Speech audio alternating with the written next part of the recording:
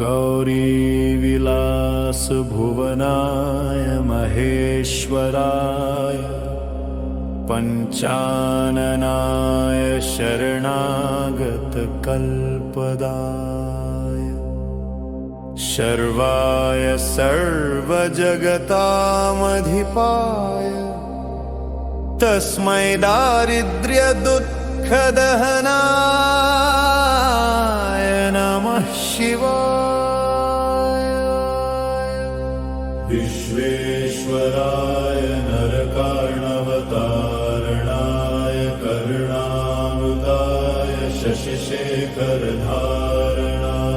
कर्पूरकान्तिधवलाय जटाधराय दारिद्र्यदुःखदहनाय नमः शिवाय। नमः शिवाय नमः शिवाय। गौरीप्रियाय रजनीशकलाधराय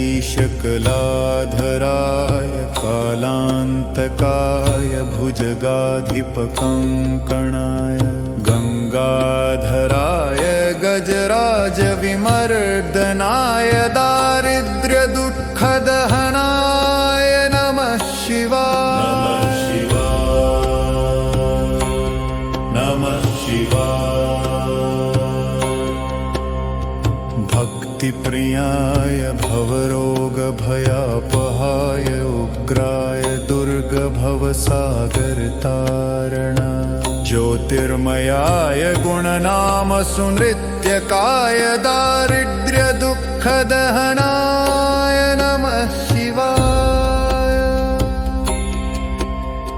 चर्मम्बराय शवभस्मविलेपनाय भालेक्षणाय मणिकुण्डलमण्डिताय मञ्जीरपादयुगलाय जटाधराय दारिद्र्यदुःखदहनाय नमः शिवाय। नमः शिवाय नमः शिवाय। पञ्चाननाय फणिराजविभूषणाय हेमांशुकाय भुवनत्रयमण्डिताय आनन्दभूमिवरदाय तमोमयाय दारिद्र्यदुःखदहनाय नमः शिवाय। नमः शिवाय। भानुप्रियाय भवसागरतारणाय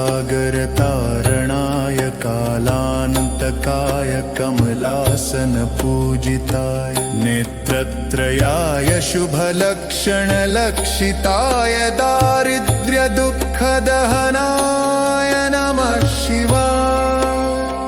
रामप्रियाय रघुनाथवरप्रदाय नागप्रियाय नरकार्णवतारणाय पुण्येषु पुण्यभरिताय सुरार्चिताय दारिद्र्यदुःखदहनाय नमः शिवाय। मुक्तेश्वराय फलदाय गणेश्वराय गीतप्रियाय वृषभेश्वरवाहनाय मातङ्गचर्मवसनाय महेश्वराय दारिद्र्यदुःखदहनाय नमः शिवाय। वसिष्ठेन कृतं स्तोत्रं सर्वरोगनिवारणम् सर्वसम्पत्करं शीघ्रं पुत्रपौत्रादिवर्धनम् त्रिसन्ध्यं यः पठेन्नित्यं स हि स्वर्गमवाप्नुयात् शुभदं कामदं हृद्यं धनधान्यप्रवर्धनम् इति श्रीवसिष्ठविरचितं दारिद्र्यदहन शिवस्तोत्रम् सम्पूर्णम्।